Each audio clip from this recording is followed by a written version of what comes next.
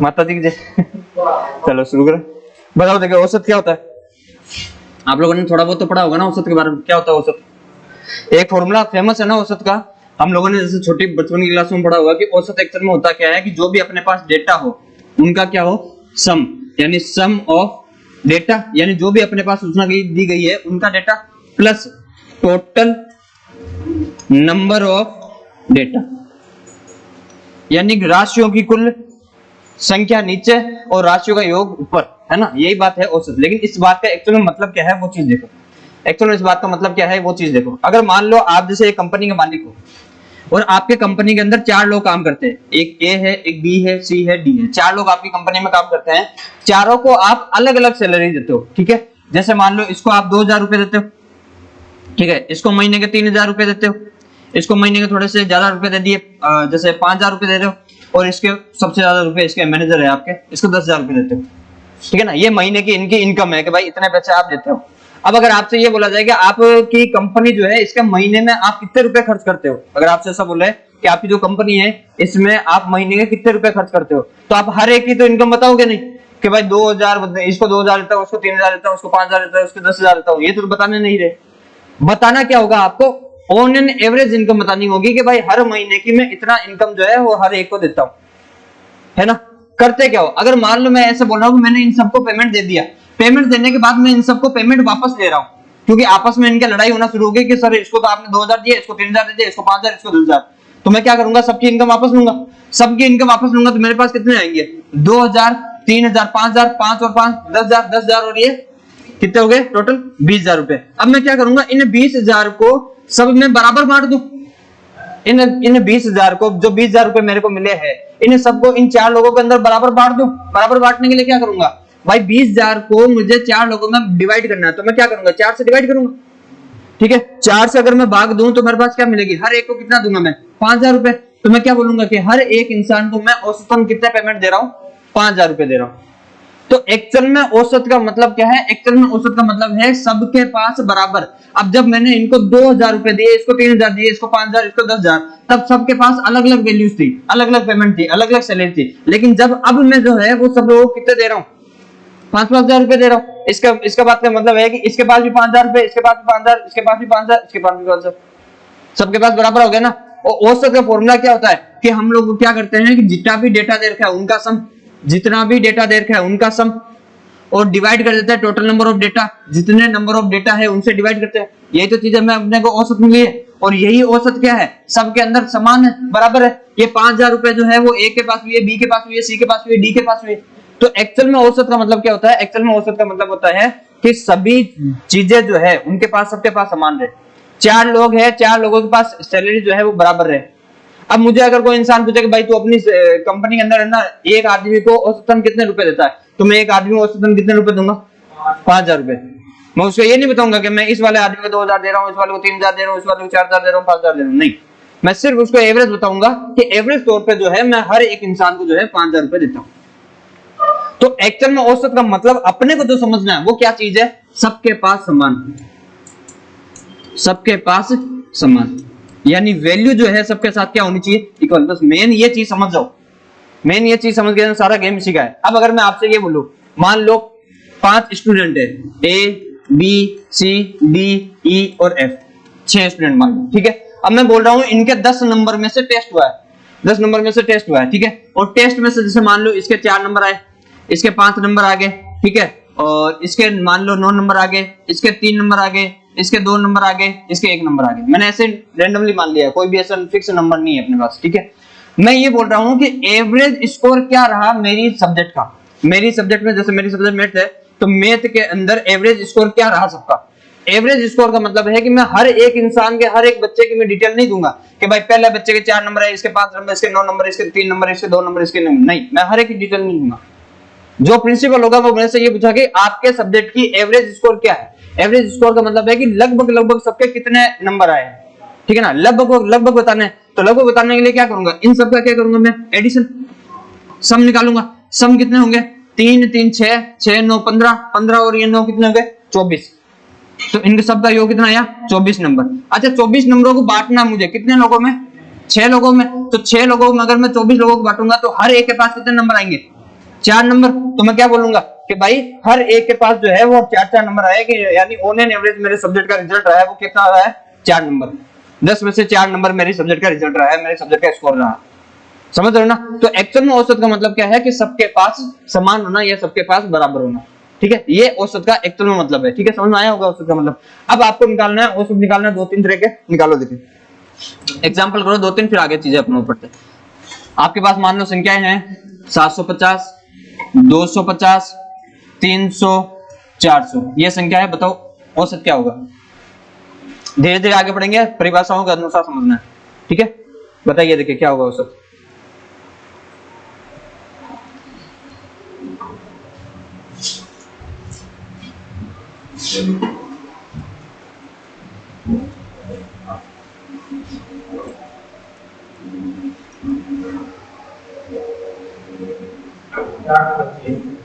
चार सौ 25 ना, क्या क्या होगा? सम करके डिवाइड करना है, कितने जितने नंबर ऑफ डेटा है सम करो। देखिए ये 700 और 200, 900, 900 50, 50, 1000 और ये 700 कितने हो गए? 1700। अच्छा ये आए 1700 टोटल। डिवाइड किससे करना है? 4 से। डिवाइड अगर 4 से करोगे तो 25 गुना 17 लिखोगे, है ना? इतने नंबर या इतने अंक या इतने पैसे या कुछ भी डेटा जो सामने वाला दे रखा हो, ये हर एक के पास रहेगा। और हर एक के पास रहेगा नहीं, सबके पास यही वैल्यू समान रहेगी। और ये समान वैल्यू को हम लोग क्या बोलते हैं? औसत। इसी को हम लोग क्या बोलते हैं? औसत बोलते हैं। तो एक्चुअल में औसत का मतलब है कि सबके पास समान होना। अब इसी प्रश्न को ऐसे समझो, मान लो 4 आदमी है, 4 आदमी की सैलरी 750 है, 250 रुपए, 300 रुपए, 400 रुपए। मैं बोल रहा हूँ कि हर एक आदमी को मैं कितने पैसे दे रहा हूँ? ऑन एन एवरेज इतने पैसे, है ना? हर एक आदमी को इतने पैसे दे रहा हूं। अब थोड़ा सा और समझिएगा, एक चीज और समझिए। कोई भी संख्या अगर आपको दे रखी है, एवरेज हमेशा उनके बीच वाली संख्याएं होती है। एग्जांपल सुनिए, मान लो मैं ये बोल रहा हूं 4 आदमी है, ए बी सी डी, इनके नंबर आ रहे हैं, 10 में से नंबर आ रहे हैं। मान लो ये 2 नंबर आ रहा है, ये मान लो 3 नंबर ला रहा है, ये 4 नंबर आए इसके, और ये 5 नंबर आए। क्रमागत संख्या है, हमें क्रमागत संख्याओं का आधार पर बताना। ठीक है, मैं ये बोल रहा हूं कि हमेशा इन संख्याओं का जो औसत होगा ना, वो इन संख्याओं के बीच की संख्या होगी। इनका औसत निकाल के देखो। देखे औसत कितना आएगा? 5 4 9 9 5 14। 14 में कितने डिवाइड करना? 4 से। कितनी बार जाएगा? 3.5, है ना? तो ये 3.5 क्या आया? औसत। अब मुझे बताओ ये 3.5 जो है, ये 3.5 जो है, क्या ये इन संख्याओं के बीच में है? एकदम। भाई अगर 4 संख्याएं हैं आपके पास, मैं ये बोल रहा हूं इनके बीच की संख्या कौन सी होगी? तो 2 संख्या इधर से आता तो 2 इधर से आता, तो 3 और 4 के बीच में कौन सी संख्या होती है? 3.5 नहीं होती क्या? होती है। एक बात और बताओ, देखिए अगर आपके पास संख्या ऐसे हो 7 9 11 13 15, इनका औसत बताओ। देखे तो सीधी सी बात है, अपने को क्या बताना है कि जो संख्याओं के अगर क्रमागत संख्या है, क्रमागत होने का मतलब होता है क्रम से। क्रम से होने का मतलब ये नहीं कि लगातार आनी चाहिए, भाई 7 के बाद 8 9, ये भी क्रम नहीं है। क्रम से कहने का मतलब, मेरा कहने का मतलब है कि 2 संख्याओं के बीच का जो डिफरेंस है वही अन्य 2 संख्याओं के बीच के डिफरेंस के बराबर होना चाहिए। यानी कुल मिला के वो संख्याएं कैसी हो? समांतर श्रेणी में। समांतर श्रेणी में, समांतर श्रेणी की क्या खासियत होती है कि भाई हर एक पद के बीच का डिफरेंस जो है वो अगले दोनों पद के बीच के डिफरेंस के बराबर रहेगा, वही समांतर श्रेणी है। अब ये समांतर श्रेणी में है या नहीं है? 7 और 2 का डिफरेंस 9, 9 और 11 का डिफरेंस 2, और 11 और 13 का 2, 13 और 15 का 2, यानी सबके अंदर डिफरेंस जो है वो 2 2 आ रहा है। इसका मतलब ये है कि समांतर श्रेणी में। और समांतर श्रेणी में जब औसत निकालना होता है तो एक तो तरीका ये होता है कि सबका सम करो। भाई 7 और 1 कितने हुए? 16, 16 और 11 27, 27 और 13 कितने हो गए? 40, 40 और 15 55, तो ये आए 55। डिवाइड कितने करना है? 5 से। संख्याएं 5 है तो कितना आना चाहिए? औसत 11। अपने वाली तरीका क्या बोलता है कि अगर संख्याएं क्रमागत रूप से हो तो बीच वाली संख्या ही उन सारी संख्याओं का क्या हो? औसत होता है। बीच वाली संख्या, इधर से 2 संख्या ये हटा दो, इधर से 2 संख्या ये हटा दो, बीच वाली संख्या कौन सी? 11। तो 11 इन पूरी संख्याओं का क्या हो जाएगा? औसत। समझ लो ना? तो एक्चुअल में क्रमागत संख्याएं जो है उनके लिए औसत क्या निकाली जाती है? जो भी क्रमागत संख्या दे रखी है उनके बीच की संख्या क्या होगी? औसत होगी। बीच की संख्या क्या होगी? औसत होगी। ठीक है, ये थोड़ा सा आपको थोड़ा ध्यान रखना होगा। अब आगे बढ़ते हैं। एक संख्या और देखिए, एक तरीका और है, या एक चीज और समझनी है आपको। अगर मान लो जैसे यही संख्या है 7 9 11 13 15, अगर संख्याएं क्रमागत हो ना, अगर संख्याएं क्रमागत हो तो उनका औसत हमेशा बीच की संख्या होती है। संख्याएं अगर क्रमागत हो तो उनकी औसत हमेशा बीच की संख्या होती है। और बीच की संख्या निकालने के लिए क्या करता है, अगर मैं आपसे ये बोलूं 1 2 3 4 5 है, बीच की संख्या निकालनी। अच्छा यहाँ पर तो संख्या छोटी छोटी है, निकाल सकते हो। वैसे बीच की संख्या निकालने का मतलब है कि शुरुआत की संख्या और अंत की संख्या दोनों का योग करके आधा कर दो, बीच की संख्या निकल जाएगी। शुरुआत की संख्या 1, अंत की संख्या 5, दोनों का योग होता है 6, 6 का आधा तो 3 ही औसत बन जाएगा। क्या यही काम जो है इधर कर सकते हो आप? क्या यही काम जो है वो इधर हो सकता है क्या, कि भाई शुरुआत की संख्या है 7, एंड की संख्या है 15, इन दोनों का सम कितना होता है 22, 22 का आधा। समझ रहे हो ना, दो बातें याद रखनी है, क्रमागत संख्याएं बोल रहे या समांतर श्रेणी वाली बात बोल रहे तो अंत की संख्या और प्रारंभ की संख्या का योग का आधा ही उसका औसत होगा, पहली बात। दूसरी बात क्या हो सकती है औसत, कि भाई एकदम वो जो बीच में संख्या है वही क्या होगी, उनकी औसत होगी। एकदम बीच की संख्या होगी वही क्या होगी, औसत होगी। जैसे और चीज देखो, अगर मैं ऐसे बोलूं 1200, 1150, 1000, 950, बताओ इनका एवरेज क्या होगा, इनका एवरेज क्या होगा बताओ। देखो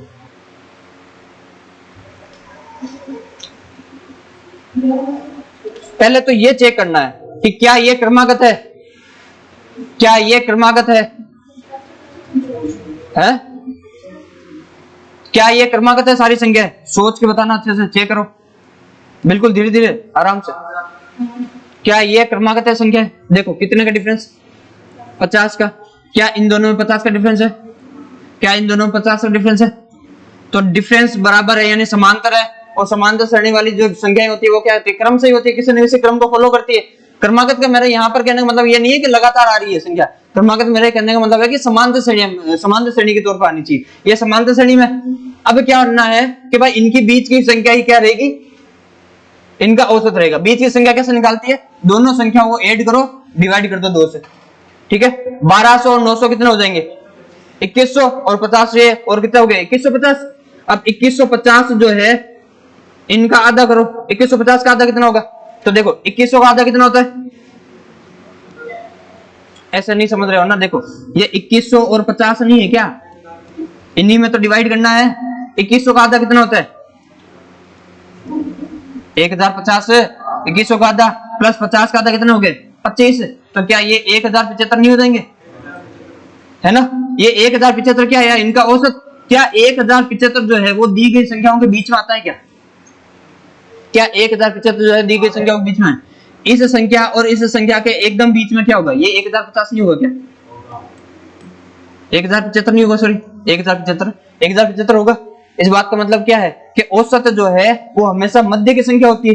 अगर क्रमागत संख्या है समांतर श्रेणी में तो औसत क्या होगा, इनकी मध्य की संख्या होगी। बस यही चीजें जो है वो आपको ध्यान रखनी है, इतनी ही चीजें आपको ध्यान रखनी है। अब हम लोग बात करें स्टैंडर्ड, जो स्टैंडर्ड फॉर्मेट है या स्टैंडर्ड फॉर्मूला है उनकी बात करेंगे। पहले हम निकालेंगे संख्याओं का योग, संख्याओं का योग। ध्यान से सुनिएगा, इंपॉर्टेंट चीज है, समझते रहिए। अगर मैं ये बोलूं आपके कि मान लो आपके पास संख्याएं कुछ इस तरीके से 11, 12, 13, 14, 15 और 16 ये संख्याएं हैं। मैं बोल रहा हूं इनका औसत बताओ, सीधी सी चीज है, जो बीच में संख्या है वही उनका क्या बन जाएगा, औसत। बताओ 3 इनमें से हटा दो, 3 इधर से हटा दो, बीच की संख्या क्या होगी 13.5, तो 13.5 क्या आ गया औसत, ठीक है। अगर मैं संख्या और बात करूं कि भाई 1 2 3 4 5 6 छोटी संख्या ले रहा हूं, अब बताओ देखे 3.5, भाई बीच में तो संख्या हो गई 3.5। अब एक चीज और लॉजिकल सोचो, हम लोगों ने बीच की संख्या निकालने के लिए क्या बोला था कि भाई अंत की 2 संख्याओं को जोड़ के आधा करो। 7 का था 3.5, 3.5 समझ रहे हो ना। तो ये कोई जरूरी नहीं है कि हम लोग एकदम लास्ट वाली संख्याएं हैं उनको लेकर उनका आधा करें तो हमें औसत मिले, नहीं। मान लो ये संख्या हटा दो इधर से, तो क्या अब लास्ट वाली संख्या ये 5 और 2 नहीं बन जाएगी क्या, ठीक है। अगर इसको भी हटा दिया था तो अब ये संख्या क्या हो जाएगी 3 और 4। इसका मतलब ये है कि अगर क्रम से संख्या है और बीच की संख्या निकालनी है तो जो बीच में संख्या है उनके आसपास वाली संख्याओं का योग आधा कर दो, वो बीच वाली संख्या निकल जाएगा, कुल मिला के औसत निकल जाएगा, ठीक है ना। आप समझ पा रहे हो मेरी बात, ठीक है। बस यही वाली चीज जो है, यही सोच आपको यहाँ रखनी है, जो हम लोग आगे फॉर्मूला बनाने वाले हैं, बस उसमें यही वाली चीज काम आएगी। देखिएगा, समझिए, संख्याओं का हमें योग निकालना है। तो सबसे पहले अगर मैं बोलूं क्या प्राकृत संख्याओं का योग, प्राकृत संख्याओं का योग। और संख्याएं क्या है, पॉजिटिव है ना। पॉजिटिव नेचुरल नंबर का अगर सम निकालना है, योग निकालना है, तो कैसे निकालोगे, देखो ध्यान से। मैं ये बोल रहा हूं प्राकृत संख्याओं का योग क्या होता है, तो ध्यान से सुनिएगा। 1 2 3 इन सब का योग निकालना है। कहां तक निकालना है, n तक। ये फॉर्मूला आपको याद रखना होगा कि इनके प्राकृत संख्याओं का जो योग होता है वो क्या होता है, n into n plus 1 upon 2। ये प्राकृत संख्याओं का क्या है, योग है।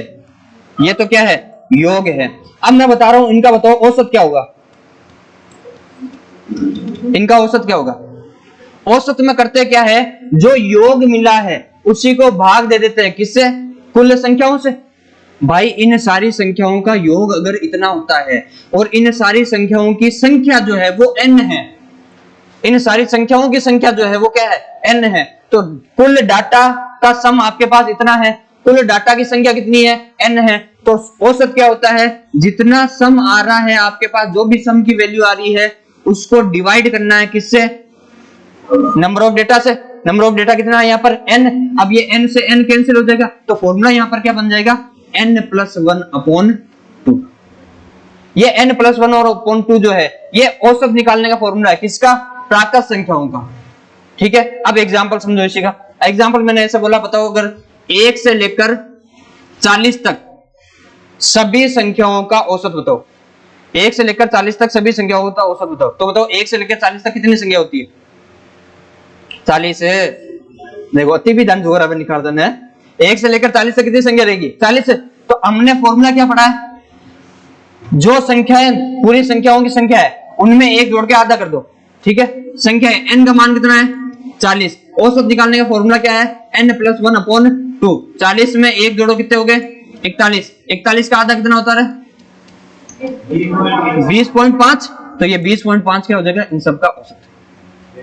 20 जो है क्या हो जाएगा, इन सब का औसत। ध्यान से सुनिए, अगर आप लोग निकाल पा रहे हो तो आप लोग ऐसे भी थोड़ा इमेजिन भी कर सकते हो कि ये 20.5 कैसे होगा। ध्यान से सुनिएगा, अगर मैंने ऐसे बोला कि भाई, मैंने ऐसे बोल रहा हूं कि भाई 1 से लेकर हम लोगों ने 20 तक संख्या लिखी, और फिर हम लोगों ने 20 से 21 से संख्या लिखी है, कहां तक, 40 तक। हमें 1 से 40 तक ही लिखनी है। तो देखो यहां पर ये 20 संख्या होगी टोटल, 21 से लेकर 40 तक ये 20 संख्या होगी, इनको हटा दो। और इतनी संख्या इधर है, इनको हटा दो। तो बीच की संख्या क्या होगी, 20 और 21 के तो बीच में है वो संख्या, और 20 और 21 के बीच में संख्या कौन सी होती है, तो 1 से लेकर 40 तक जो संख्या है इनका औसत कितना बताएंगे हम लोग, समझ लो ना। ये फॉर्मूला इस तरीके से काम आएगा। ये फॉर्मूला एक तरह में है क्या, प्राकृत संख्याओं का औसत निकालने का है। प्राकृत संख्याओं का औसत कैसे निकाला जाता है, n प्लस 1 अपॉन 2। n क्या है, संख्याओं की कुल संख्या। क्या कहां से बोल दे भाई, 1 से लेकर 50 तक कुल प्राकृत संख्याओं का औसत निकालो, 1 से लेकर 70 तक निकाल दो, 1 से लेकर 100 बता दे, 1 से लेकर 999 तक बता दे। जितनी भी संख्या दी उन सारी संख्याओं का देख लो। अगर मैं आपसे ये बोलूं, बताओ 50 से लेकर 100 तक जो संख्याएं हैं प्राकृत संख्या, उनका औसत बताओ, सोच के बताना। 50 से लेकर 100 तक संख्याओं का औसत बताओ, 75.5। कंफर्म है, क्यों है, एक तो तरीका ये है कि भाई टोटल कितने होंगे, भाई ऐसे है ना भाई, सारी 51, 50 के बाद में 51 है, 52 है, 53 है, ऐसे 99, 98, 99 करके 100 है। तो लास्ट वाली दो संख्याओं जोड़ के आधा करना है। लास्ट वाली दो संख्या कौन कौन सी है, 50 और 100 है, इनका योग कर दो, कितना होता है, 150। 150 का आधा, तो बीच में संख्या कौन सी होगी, 75, और बीच वाली संख्या क्या होती है, औसत। समझ लो ना। तो एक तो ये तरीका ध्यान रखना। अगली चीज देखिए, अब हम लोग निकालेंगे प्राकृत संख्या, तो ये होगी, अब निकालेंगे प्राकृत संख्याओं के वर्गों का योग। प्राकृत संख्याओं के वर्गों का योग, जो प्राकृत संख्या है उनके वर्गों का योग कितना आएगा, क्या होगा, अरे वाह शाबाश, वर्गों का योग। अब इनका योग निकालो। देखिए इनका योग होता है, इसका मतलब यह है कि प्राकृत संख्या अगर 1 square plus 2 square plus 3 square, इन सब का सम निकालना है और हमें निकालना है n स्क्वायर तक। ठीक है, ये फॉर्मूला आपको डायरेक्ट याद रखना होगा। इसका फॉर्मूला क्या होता है, इसका formula n into n plus 1 2n plus 1 upon 6। ये क्या आया, अभी तक योग आया है। ठीक है, हमें क्या निकालना है, औसत। औसत निकालने के लिए क्या करते हैं, योग में भाग देते हैं किनका, संख्याओं का योग में भाग देते हैं। योग कितना है यहाँ पर पास n into n plus 1 2n plus 1 upon 6। भाग किसका देना है? कुल संख्याओं का। कुल संख्या कितनी है? 1 2 3 4 5 ऐसा करते करते कुल संख्या कितनी मिलेगी? n मिलेगी। तो n का भाग दे दो। अब ये n से n क्या हो गया? कैंसिल। तो सूत्र क्या बन जाएगा यहाँ से? n plus 1 2n plus 1 upon 6। ये क्या होगा? प्राकृत संख्याओं के वर्गों का औसत। प्राकृत संख्याओं के वर्गों का औसत क्या होता है? n plus 1 2n plus 1 upon 6। ठीक है, डायरेक्ट फॉर्मूला बाद में लिख लीजिए, आराम लिखना टाइम दो, पहले सिर्फ समझता रहो। अब आगे अपन पूछ ले घनों का योग। घनों का योग बात वही है, प्राकृत संख्या ही है। अभी हम लोग सिर्फ और सिर्फ प्राकृत संख्या बात करें। घनों का योग जो है वो क्या होता है? मतलब 1 क्यूब प्लस 2 का क्यूब प्लस 3 का cube plus dot dot dot करते हुए n क्यूब। कुछ नहीं करना, जो शुरू में हम लोगों ने पढ़ा है ना, बस उसी फॉर्मूले पर आए। ये शुरू में जो पढ़ा है ना, इसी का स्क्वायर कर देना, इसी फॉर्मूला का स्क्वायर करना, वे आपके वर्गों का योग आ जाएगा। यानी n plus 1 multiply n upon 2 का स्क्वायर। ठीक है, अपॉन 2 का स्क्वायर। ध्यान से सुनिएगा, अगर मैं अभी आपसे ये बोलूं कि अगर इनका औसत निकालना है, तो औसत निकालने के लिए क्या करते हैं? n का भाग देते हैं। भाई औसत निकालने के लिए करोगे क्या? n का भाग दे दो। तो वर्गों का योग का औसत अगर निकालना हो, वर्गों का अगर घनों का अगर औसत निकालना हो, प्राकृत संख्याओं के घनों का औसत निकालना हो, तो सम कितना आ रहा है इनका? n स्क्वायर n प्लस 1 का स्क्वायर अपॉन 4। अच्छा ये कैसा है पता होगा? स्क्वायर है ना, तो हम लोगों ने स्क्वायर कर दिया, 2 का स्क्वायर नीचे 4 हो जाएगा। भाग देना होता है कितना? संख्याओं की संख्या कितनी होगी? टोटल n होगी, n से डिवाइड कर दो, तो ये n से एक n कैंसिल हो जाएगा। अब फॉर्मूला क्या बन जाएगा यहाँ से? n इंटू n प्लस 1 का स्क्वायर अपॉन 4। समझ रहे हो ना? अब ये तीन चीजें आपको याद होनी चाहिए, तीनों चीजें इंपॉर्टेंट है। ठीक है, पहली कौन सी है? पहली है प्राकृत संख्याओं का अगर आपको औसत पूछ ले। प्राकृत संख्या कौन सी? जो 1 2 3 4 5 करते हुए अनंत तक जा रही है। कितनी संख्या है? तो मान लो अनंत वाली संख्या n है, टोटल n संख्या है। इनका सम क्या होता है? इनका योग क्या होता है? योग होता है n प्लस 1 अपॉन 2। योग तो होगा n प्लस 1 अपॉन 2। ठीक है, औसत पूछ ले तो औसत में क्या करते हैं? कुल संख्याओं का भाग देते हैं। जो योग आया उसमें भाग दे दो n का। n से n कैंसिल, तो फॉर्मूला क्या बन जाएगा? n plus 1 upon 2। ये तो आया प्राकृत संख्याओं का योग। अब अगर बोल दे कि प्राकृत संख्याओं के अंदर वर्गों का अगर औसत बोल दे कि भाई इतनी संख्या है, इनके वर्गों का औसत क्या होगा? तो सीधी सी कुछ नहीं करना अपने को, जो सम दे रखा है उसमें n का भाग दो। इसमें n का भाग दोगे तो n से कैंसिल हो जाएगा और बचा क्या? n plus 1 2n plus 1 upon 6। ठीक है, अब ये सारे फॉर्मूले जल्दी लिखो, तो फटाफट प्रश्न करा दो। एक सबसे बढ़िया औसत के अंदर सबसे बढ़िया कॉन्सेप्ट होता है डेविएशन का। ठीक है ना, डेविएशन का कॉन्सेप्ट होता है यानी विचलन निकालना। वो बढ़िया चीज है, उससे काफी हद तक आसान हो जाती है, लेकिन अभी नहीं पढ़ेंगे वो। कुछ फिक्स पैटर्न वाले क्वेश्चन पहले करेंगे, उसके बाद वो डेविएशन वाली चीजें करेंगे। करो जल्दी करो, लिख लियो। हाथ बंदूक लिखबा में ना पेन घसी दे तो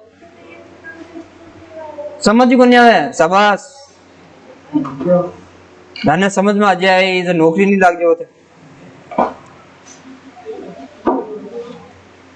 समझ में आए कटो आप दिमाग लगाओ, अंदर समझ में आया था तो बोलिया जाओ, तो रुक रुक बोलो है।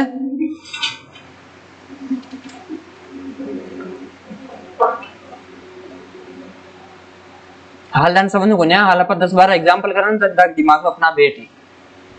हाल पहले कहानी सुनो पूरी। हाँ पहले रामायण सुनो, पहली पूरी तेरा पकड़। हाँ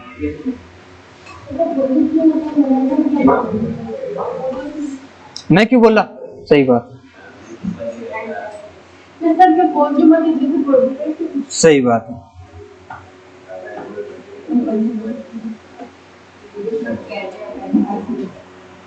लिख लिया ना, तो आगे बढ़ो, लिखो। देखो प्राकृत संख्याओं के वर्गों का औसत लिख लियो डायरेक्ट, है ना, हेडिंग है और औसत ही डालिए। प्राकृत संख्याओं के वर्गों का औसत। भाई प्राकृत संख्याओं के वर्गों का औसत क्या होगा?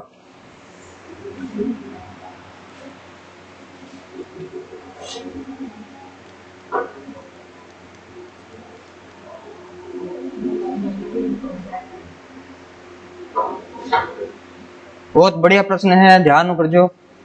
अच्छा भी है प्रश्न भी।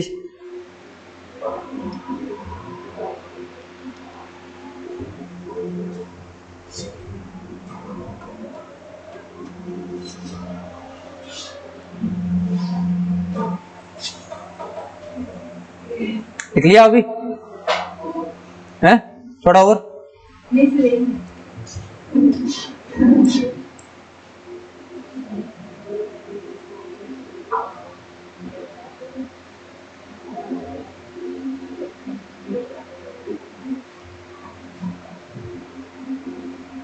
लिख के तो यहाँ है जी, डॉक्टर लिखे नहीं फिर दवाइयां का नाम लिखे किसी लिपि के मान लिखा करे डॉक्टर दवाइयां का नाम भी लिपि के मान लिखे समझ में आ मारे साथ लिख लिया तो पाछो मैं ही पाछो देख लगी मैं लिखियो कहीं समझा भी देगा तू लोगों ने जर तो होशियार होते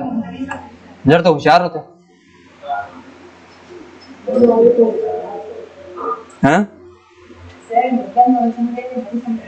अच्छा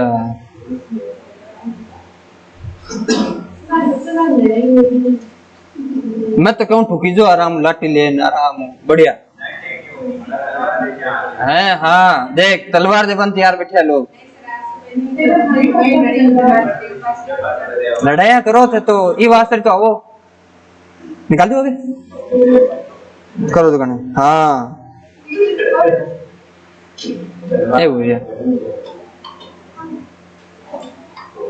करें आगे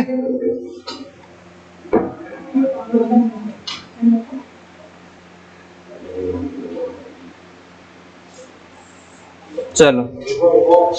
हाँ आराम आराम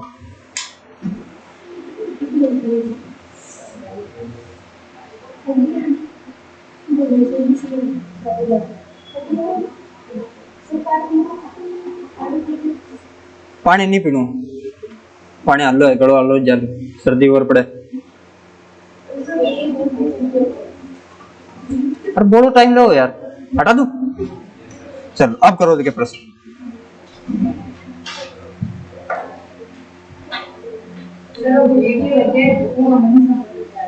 शाबाश करो देखिए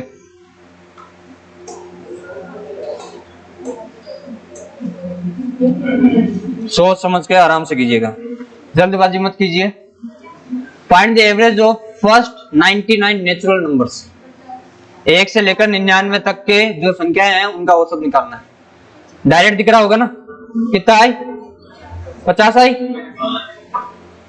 है ना भाई। देखो 1 से लेकर 99 तक निकालना मतलब 1 2 3 इन सब का करते हुए कहां तक डालना है 99 तक। ये संख्याएं क्या है क्रमागत है लगातार और संख्याएं कौन सी है प्राकृत संख्या है। प्राकृत संख्या है लगातार संख्या है तो हमें क्या करना होगा सिर्फ और सिर्फ पहले वाली संख्या लास्ट वाली संख्या दोनों को ऐड करो तो 99 और 1 कितने हुए 100। इसका कितना करना है आधा 100 का आधा कर ले ना। बहुत इजी है क्वेश्चन कोई ज्यादा हार्ड वाली चीज को नहीं अपन सिर्फ और सिर्फ जाने समझ में है लैंग्वेज आपको सिर्फ लैंग्वेज समझना है कि क्वेश्चन की एक्चुअल में लैंग्वेज क्या है। ठीक है अगला कीजिए देखिए 1 मिनट। अब आप कीजिए क्वेश्चन नंबर 2 ये रहा करिए।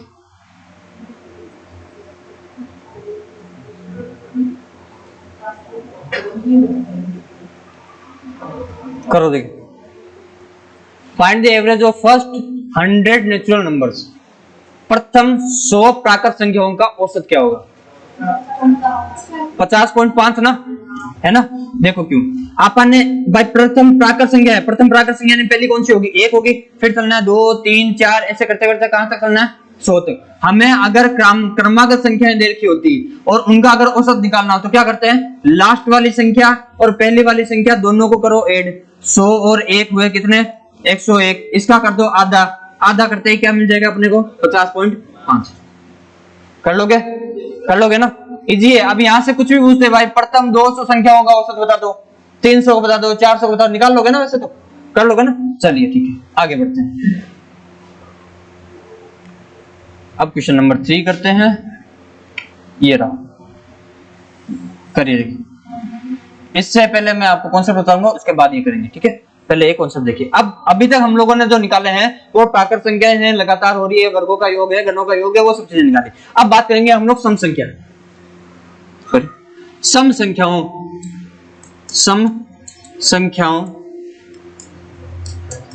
का औसत। अब ध्यान से देखिए सम संख्याएं क्या होती है। सम संख्या है जो ऐसे चलेगी 2 + 4 प्लस 6 प्लस 8, इनका जो योग होगा। अच्छा लास्ट वाली सम संख्या कौन सी होगी? लास्ट वाली सम संख्या कौन सी होगी? जो हम लोग यहाँ संख्या ले रहे हैं ना, लास्ट वाली जो हम लोगों ने यहाँ संख्या ली है लास्ट वाली, वो कौन सी ली है? एन ली है भाई। लास्ट वाली संख्या हम लोग क्या ले रहे थे? एन ले रहे थे। अब यही बात आपको बतानी है कि लास्ट वाली एन के रूप में लास्ट वाली सम संख्या जो है वो कौन सी होगी? बताओ देखिए, क्या 2n नहीं होगी? 2n ही तो होगी। क्यों 2n होगी? क्योंकि सम संख्या क्या होती है? इसमें 2 का भाग जाए, या कुल मिला के ऐसी संख्या जिसे पहले 2 से गुणा किया गया हो तभी तो सम संख्या बनेगी। अगर मान लो आपके पास कोई भी संख्या है, मैं उसको बोलूं भाई सम संख्या बनाओ, तो क्या करो? सीधा सा 2 से गुणा कर दो। 2 से अगर जिस किसी संख्या को गुणा करोगे वही चीज क्या बन जाएगी? सम संख्या। बस वही वाली बात इधर देखनी है अपने को। अगर ये सम संख्या लास्ट वाली है, अब बताओ इनका सम, इनका योग जो है वो क्या होगा? एक चीज जरा गौर से देखो, क्या सब में 2-2 कॉमन आ रहा है? क्या सब में 2-2? अगर 2 कॉमन आ रहा है, 2 अगर मैं बाहर ले लो, अंदर क्या बचेगा? 1 2 3 4, ऐसे करते करते करते लास्ट तक क्या बनेगा? अपने पास n बचेगा।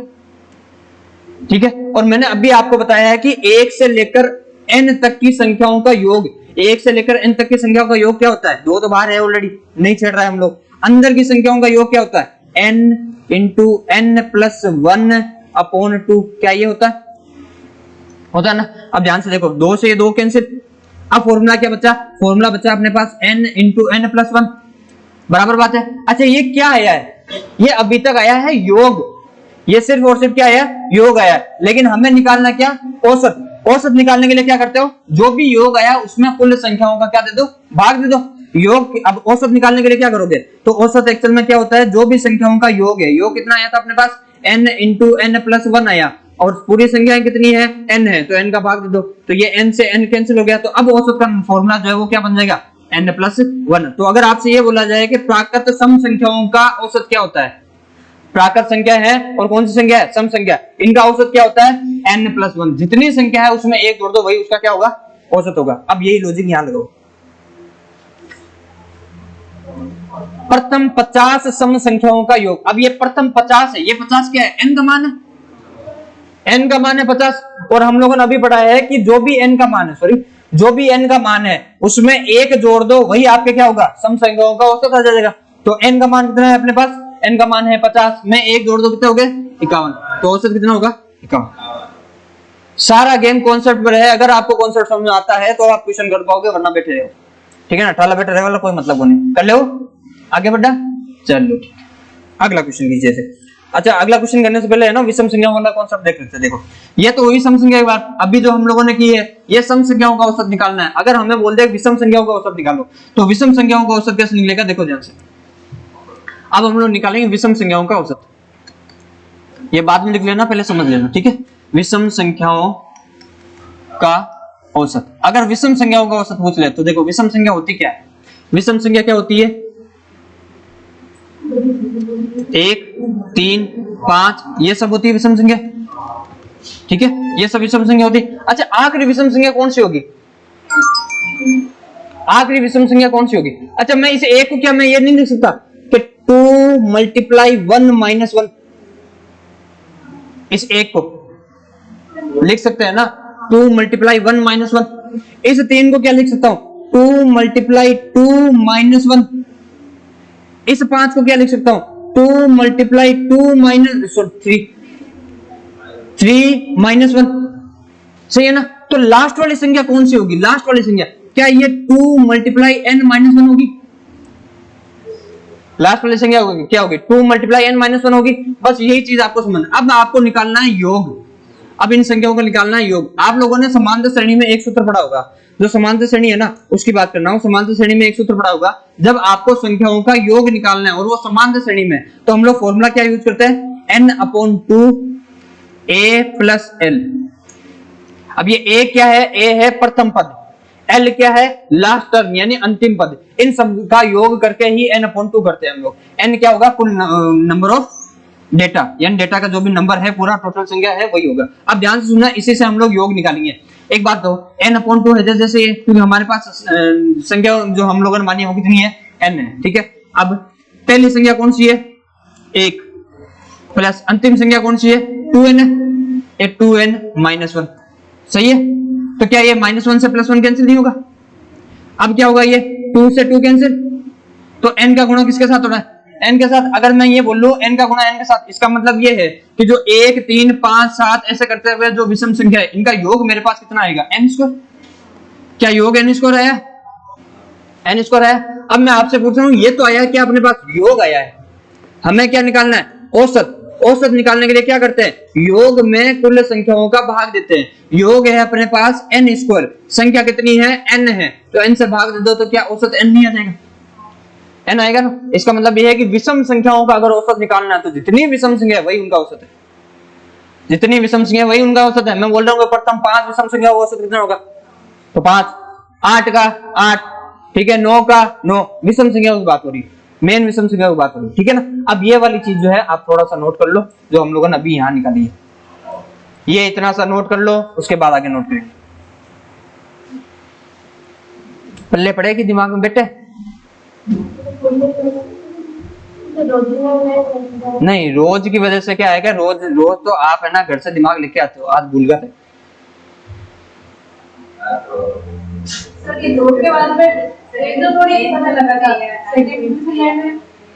ये 2 है ना, इसके बाद 1 2 3 4 5 आएंगे ना, ये सम संख्या है। मैंने इन सब संख्याओं में से 2 कॉमन लिया है बाहर, तो अंदर क्या 1 नहीं बचेगा, ये 2 बचेगा, ये 3 ले लेगा, ये 4 ले लेगा, 5 से ऐसे 2 को पाउडर तो डाल लिया। करो करो,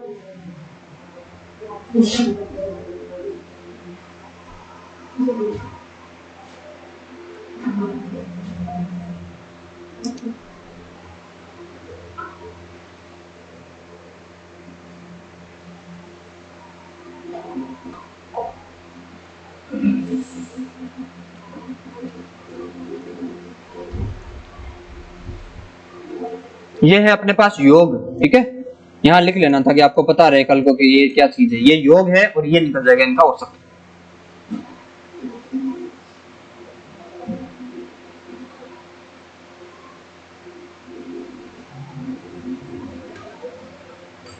हटा दूं,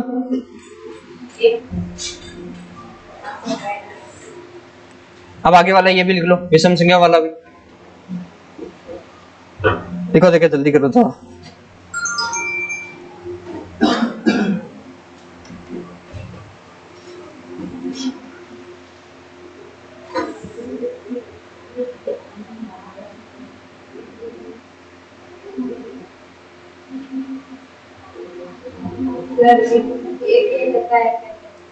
क्या योग के आगे 1 3 5 7 विषम संख्या लेनी है ना, 1 3 5 7 9 11 13 ऐसे।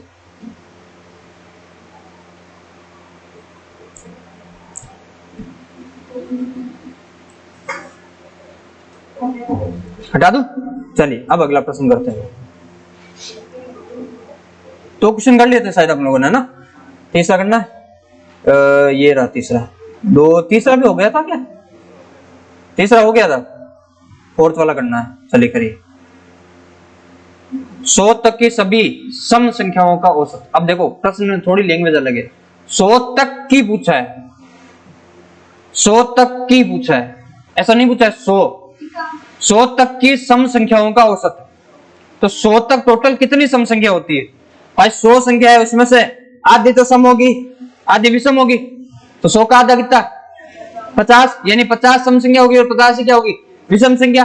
सम संख्याओं का औसत क्या होता है n+1, सम संख्या योग है n+1, तो 100 तक सम संख्या कितनी आई 50 है, 50 में 1 जोड़ दो, कर लो ना। देखो लैंग्वेज का गेम है, हिंदी में कई लोग है ना ऐसे समझेंगे भाई 100 है और 100 टोटल संख्या, तो 100 में 1 जोड़ दो, 101 औसत होते। कई लोग मान लेना अनपढ़ आदमी रहे ये सोचा करें, कौन सोचना, ठीक है, करें आगे। चलिए अगला,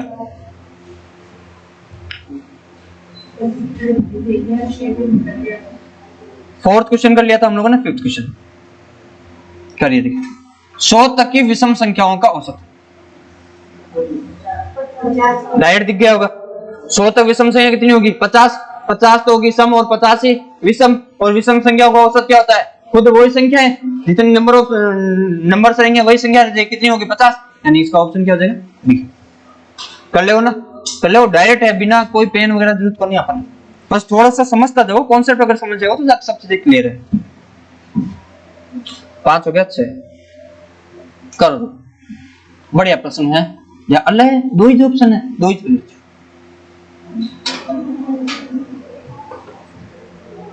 कुछ प्रथम लगातार सम संख्याओं का औसत 101 है, इसका योग क्या होगा? बढ़िया प्रश्न है, शानदार प्रश्न है, दिमाग लगाई जो पच कर 3600। ऑप्शन अपने पास फिलहाल दो ही है, कोई बात नहीं है, दुनिया में कोई एक उत्तर क्या तो अकड़ बकड़ कर दे दो। अच्छा सोच के करना ध्यान से। सम संख्याओं का औसत बोला है, सम संख्याओं का औसत बोला गया है, ध्यान से सोच के कीजिएगा। औसत हमेशा आता है संख्याओं के बीच में, औसत हमेशा कहां आएगा? संख्याओं के बीच में आता है। बस ये वाला हिंट आपके काम है कि इसको सोल्व करने के लिए। करो देखो पहले, फिर करते हैं हम लोग।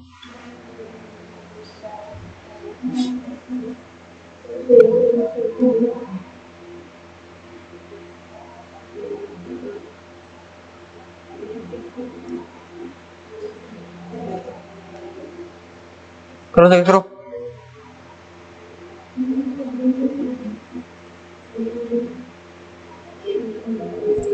नहीं समझ में आ रहा होगा, करे देखो क्या बोला गया है। कुछ लगातार सम संख्या है, उनका औसत 101 है। सम संख्या है, औसत 101 है, इसका मतलब है कि 101 जो है वो कहीं ना कहीं बीच में रहा होगा।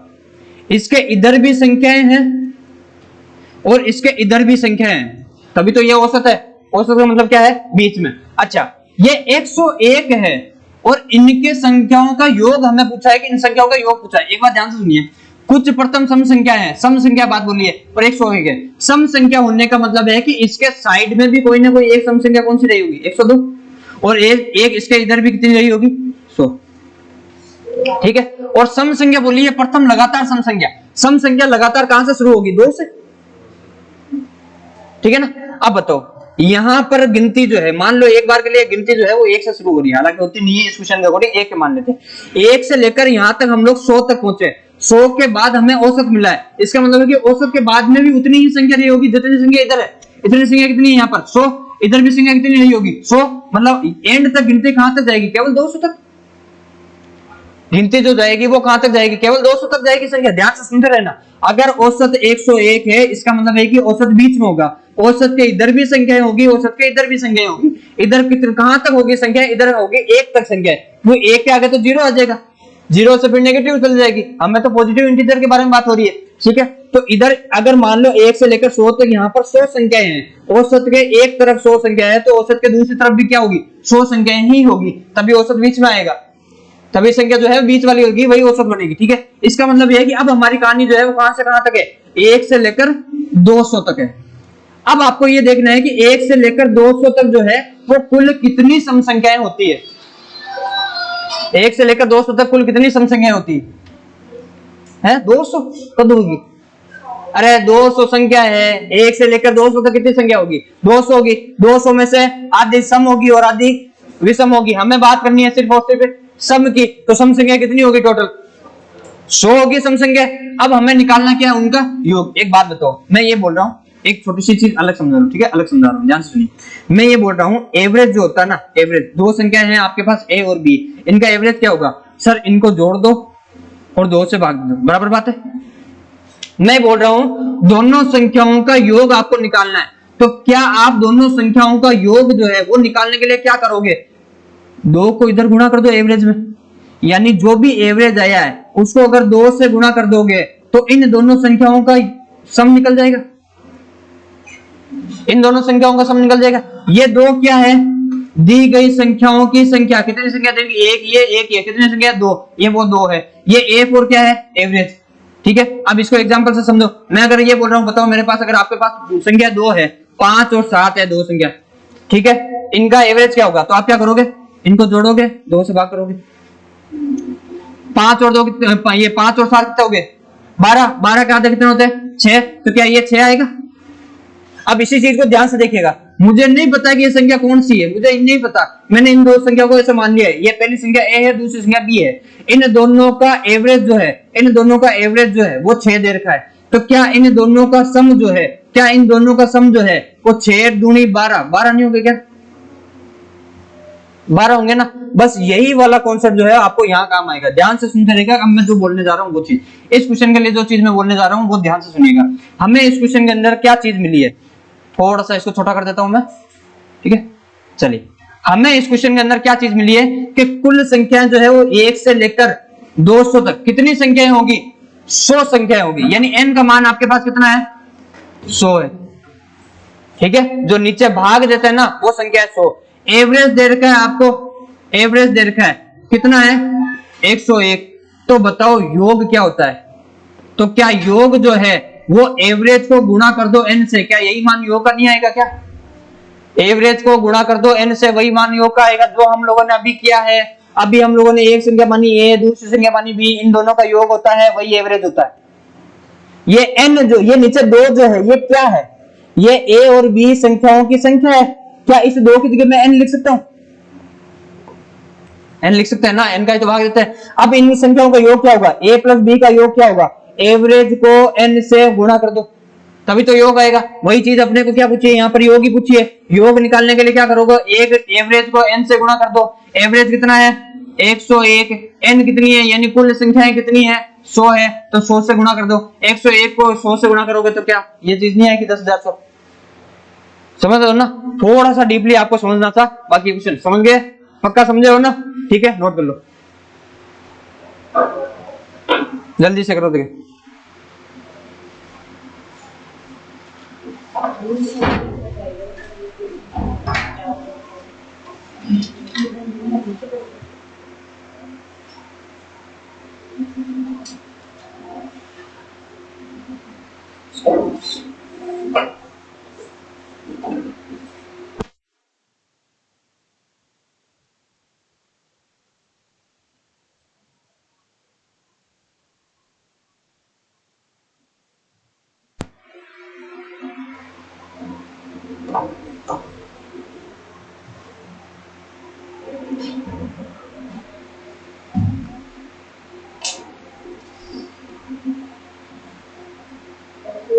की पल्ले पड़े, की पल्ले कौन पड़े हैं?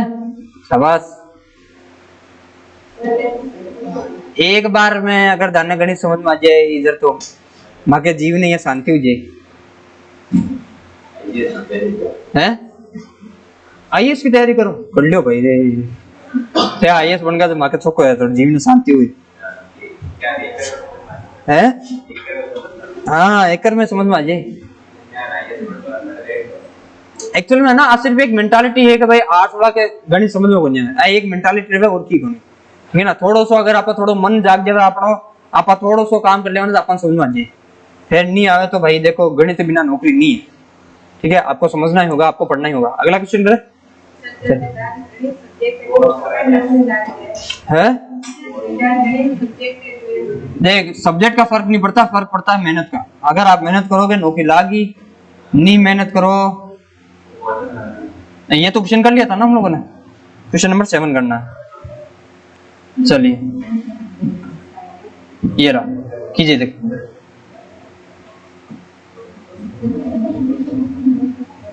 कीजिए, ध्यान से सोच के कीजिएगा, आराम से क्वेश्चन को समझ के फिर कीजिएगा। 100 से कम सभी विषम संख्याओं का औसत ज्ञात कीजिए।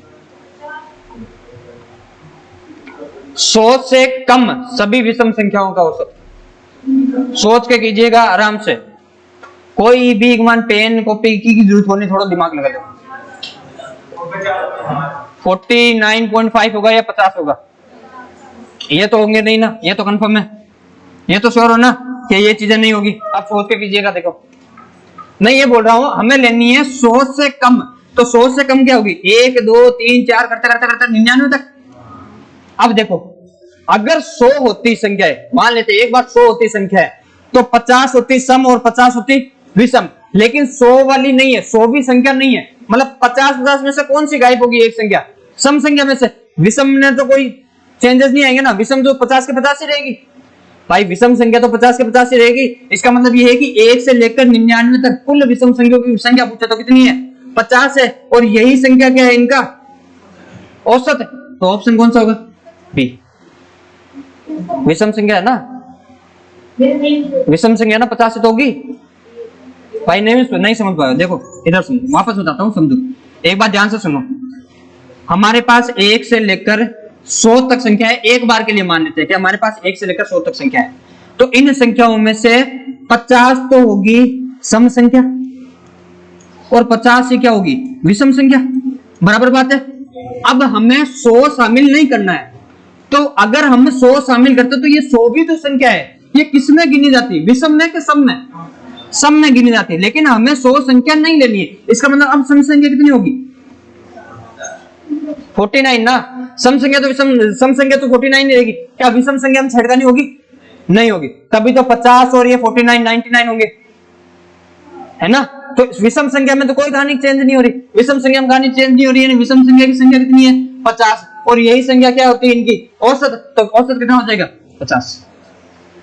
सारा गेम कॉन्सेप्ट क्या, अगर पहले वाला कॉन्सेप्ट दिमाग में बैठ रखा है तो समझ में आएगा, वरना आपको वापस रिपीट करनी रहेगी चीजें, ठीक है। चलिए अगला करते हैं, क्वेश्चन नंबर 7 था, 8 करना है।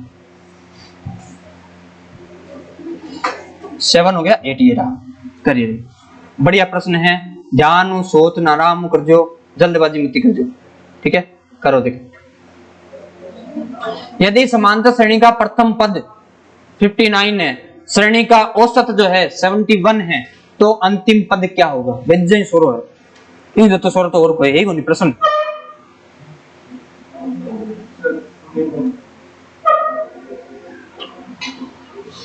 कितना होगा? अरे बहुत स्वर है, व्यंजन स्वर है, बहुत इजी प्रश्न।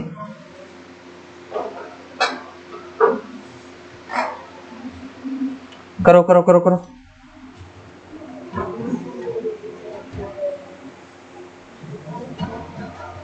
थोड़ा सा इधर लिख लें या इधर ही रख देते हैं, मैं उधर खड़ा हो जाऊंगा, ठीक है, मैं इधर खड़ा हो जाता हूं। करो देख,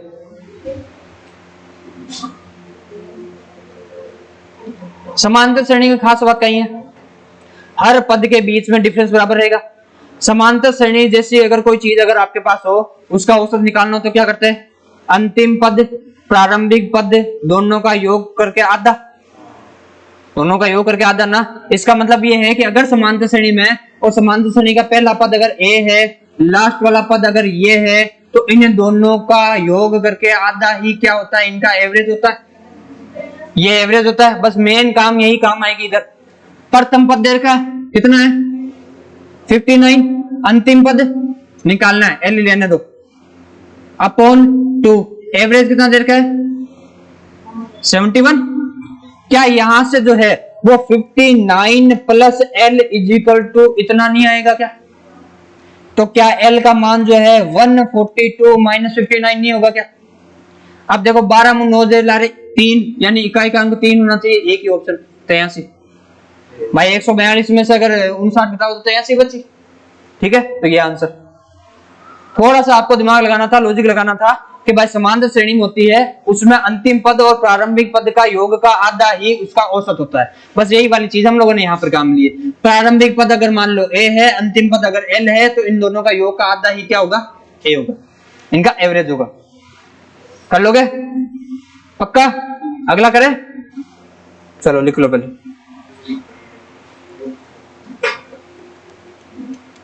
क्वेश्चन सारे मिल जाएंगे आपको, सिर्फ सॉल्यूशन लिखते रहना है ना, क्वेश्चन का नंबर लगा के सॉल्यूशन लिखते रहना, क्वेश्चन आपको सारे अवेलेबल हो जाएंगे।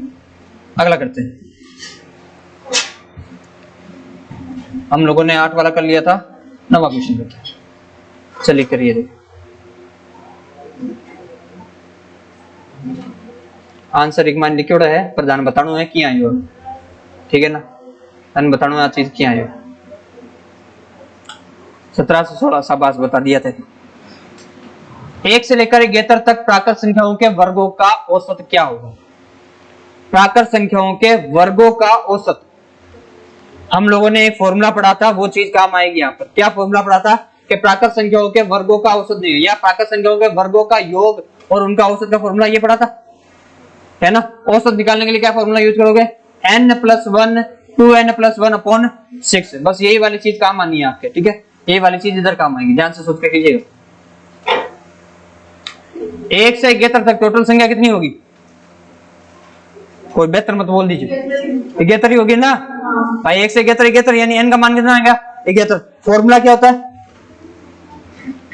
n+1 2n+1 upon 6। बस इस फॉर्मूले के अंदर रखना, रखो। देखो इकाई का अंक है ना सब में दो में सेम है, लेकिन फिर भी निकाल लोगे।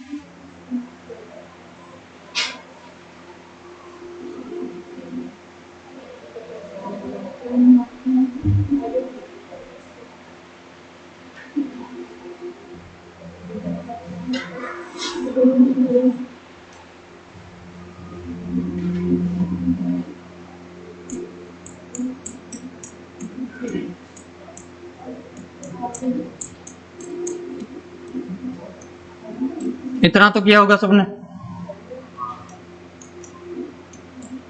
71 142 और 143 बट्टा 2 6 सॉरी 6 है, 2 नहीं है 6।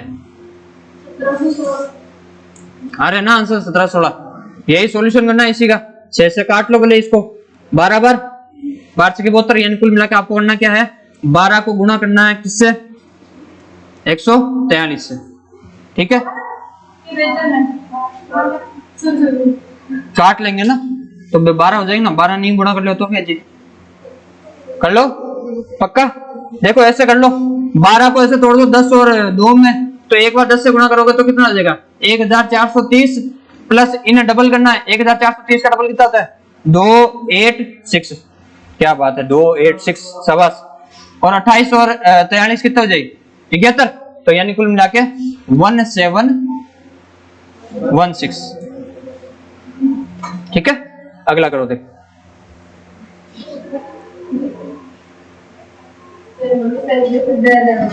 10,000 आवे,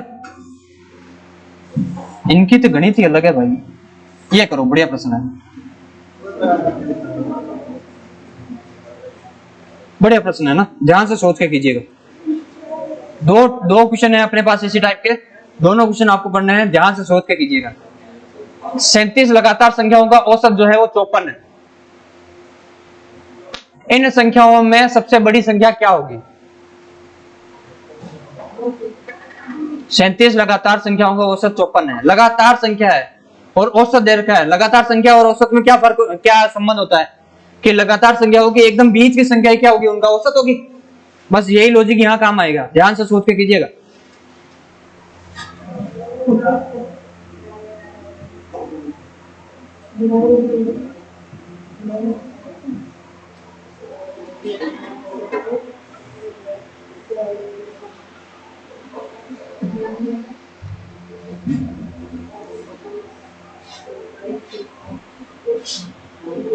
बताओ बताओ जल्दी करो। देख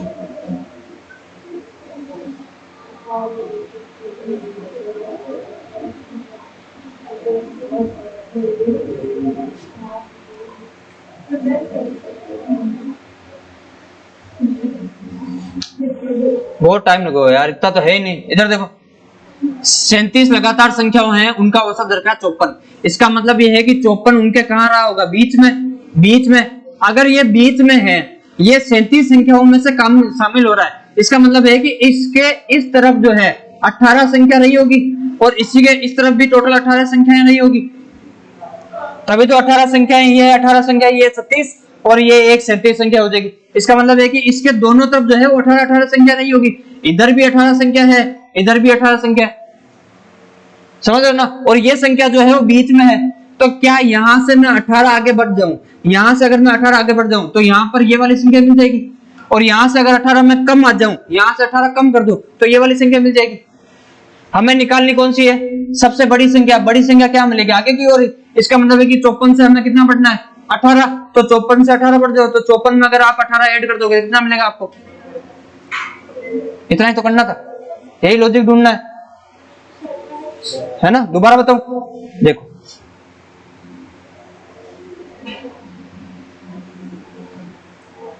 अरे वाह शाबाश। क्या बात है।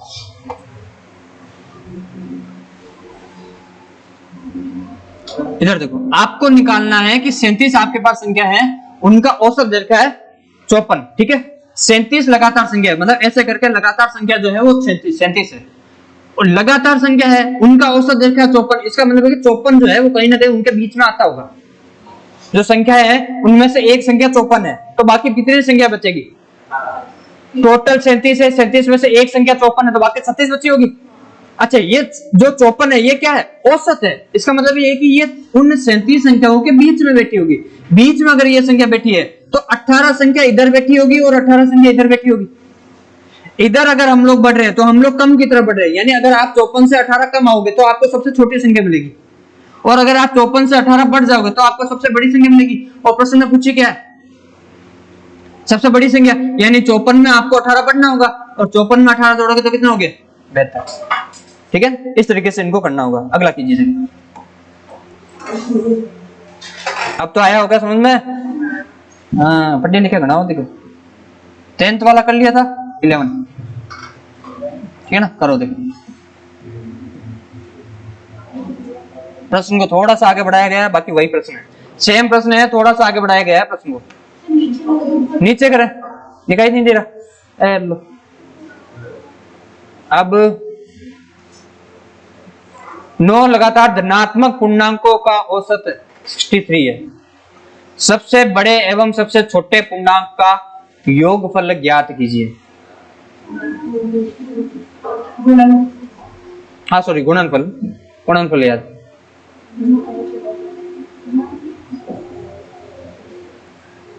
लगातार है, धनात्मक पूर्णांक है, कोई सम विषम की कहानी कौन दी होड़ी? 63 है, बताओ।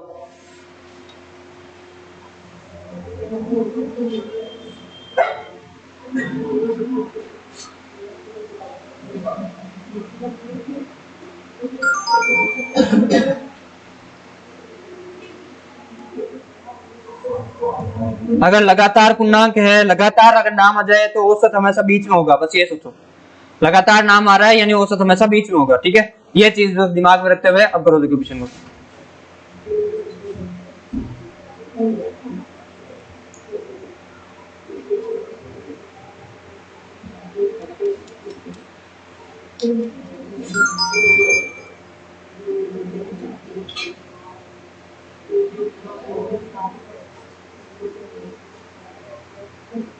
पावड़ो कन्या भूल गई।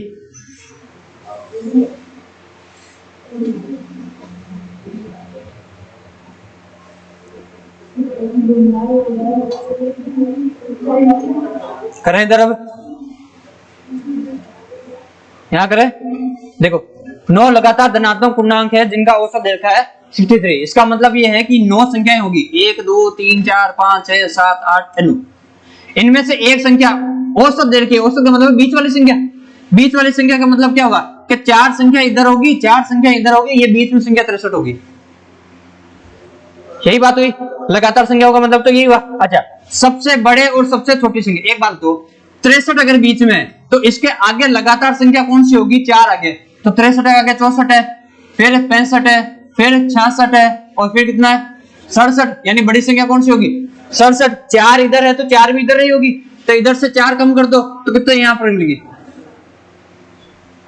4 कम करोगे तो 59, ठीक है, 59। अब क्या बोल रहा है कि बड़ी संख्या और छोटी संख्या का गुणनफल। इसका मतलब ये है कि आपको 59 और 67 का मल्टीपल पूछा है, ठीक है, मल्टीप्लाई पूछा है। अब देखो एक चीज देखो, 9 तिया 63, यानी इकाई को अंक 3 आना चाहिए। आ संख्या हुआ नहीं, आ संख्या हुआ नहीं। अब लास्ट देखो, अगर यहाँ एक बार इन अगर 60 देख लो, एक बार इन्हें 60 समझो, एक बार इन्हें 60 समझो, तो 60 समझो तो देखो 60 6 भी हटी है 6, यानी 36 से ज्यादा संख्या, 36 से ज्यादा होनी चाहिए। 36 के आ करीब है, बहुत ज्यादा होनी है। अपन 37 से बहुत ज्यादा सही है संख्या, तो ऑप्शन हुए नहीं, लास्ट ऑप्शन बचे पीछे तो एक ही, ठीक है ना? अप्रोक्सीमेट कैलकुलेट करनी है। अपन पूरा कैलकुलेट करता बैठा रहे वाला तो आपने साथ रहना, आगे निकल जाए वाला, थोड़ा ध्यान रख दीजिए चीज को, ठीक है? अगला क्वेश्चन करते हैं। ज्यादा प्रश्न नहीं है, 1 2 प्रश्न और करेंगे उसके बाद। अच्छा 11 वाला कर लिया था हम लोगों ने, 12 वाला करना है। 12 एंड 13 2 क्वेश्चन और हैं। कहिए देखें, 4 लगातार सम संख्याएं हैं क्रम से P Q R S बढ़ते क्रम में है, इनका औसत अगर 51 है तो पी और एस का गुणनफल क्या होगा? सोचो सोचो, दिमाग लगाओ, बुद्धि लगाओ, और लड़कियां सारे अपने घुटने लगाओ। तो बच्चे अच्छा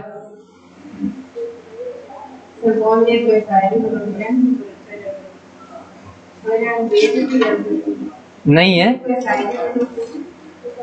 बोलते होंगे शायरी, जिनको आती है वो शायरी बोलते हैं, हमें आती नहीं है, हम पढ़े लिखे लोग थोड़ा ना। अच्छा बस बस बस, शांति शांति करो, देखो जल्दी करो। 4 लगातार सम संख्याओं का 25 में आ गया, पक्का ना? 4 संख्याएं कौन कौन सी है? P Q R S, यानी पहली संख्या है P, फिर है Q, फिर है R और S। क्या दे रखा है कि भाई 4 लगातार सम संख्याएं हैं इस तरीके से, और उनका औसत कितना दे रखा है? 51। तो औसत का मतलब क्या हुआ? इनके बीच में रही होगी। अच्छा ये सारी संख्याएं क्या है? सम संख्या है। तो अगर ये संख्या बीच में है तो R का मान क्या रहेगा? यहाँ पर 52, S का मान 54 और Q का मान भाई इससे पहले 50 और इससे पहले एक क्या हो गया? 48। अब क्या पूछा है? P और S का गुणनफल। P और S का गुणनफल मतलब 48 और 54 का गुणनफल, और 48 और 54 का गुणनफल देखो, इकाई का अंक देख लो, सिर्फ 8 चौक 32, यानी इकाई का अंक 2 इसी में है, सिर्फ ऑप्शन नंबर ए। कर लोगे ना? इजी है ना? बस आपको थोड़ा बहुत समझना है, हल्की सी चीजें आपको समझनी है। एक लास्ट क्वेश्चन है वो करो, देखे, बाकी चीजें हम लोग बाद में देखेंगे। ये रही, करो देखो। 104 और 148 के बीच की सभी सम संख्याओं का औसत कितना होगा? सम संख्या पूछिए। 104 से लेकर 148 के बीच में पूछा है, और इनका औसत पूछा है, कितना होगा? सम संख्याओं का औसत क्या होता है? सम संख्याओं का औसत n+1, n+1 निकालो देख।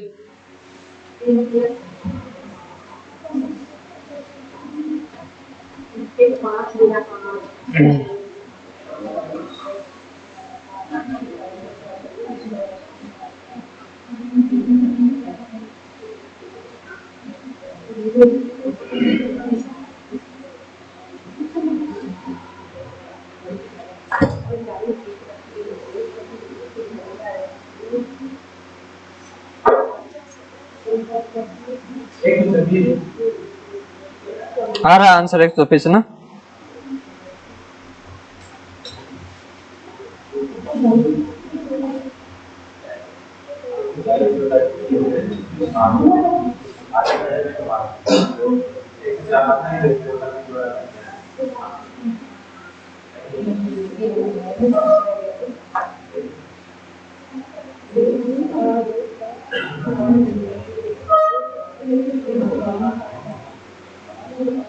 करें इधर देखो, 104 से लेकर 148 के बीच की सभी सम संख्याओं का औसत बताना है। अच्छा सम संख्या होगी तो ये क्या क्रमागत होगी?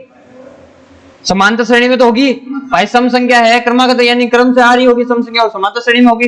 और समांतर श्रेणी का मतलब क्या है कि अगर इन दोनों के बीच की, देखो ये सबसे इंपॉर्टेंट है, बीच की पूछी है। बीच की पूछी मतलब शुरुआत कहां से होगी?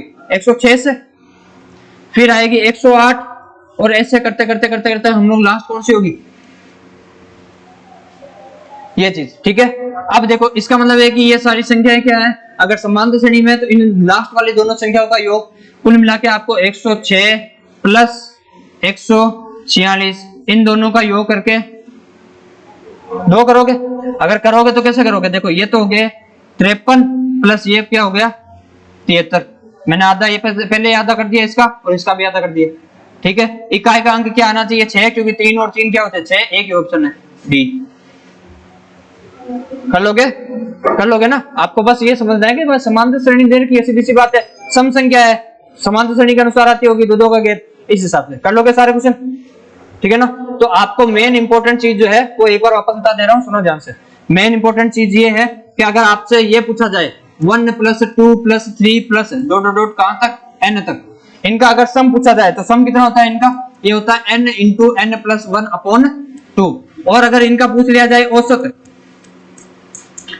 अगर प्राकृत संख्याओं का औसत पूछ लिया जाए तो औसत में क्या करते हैं, डिवाइड करते हैं किससे, n से n कैंसिल, तो औसत का मान क्या हो जाएगा n+1/2।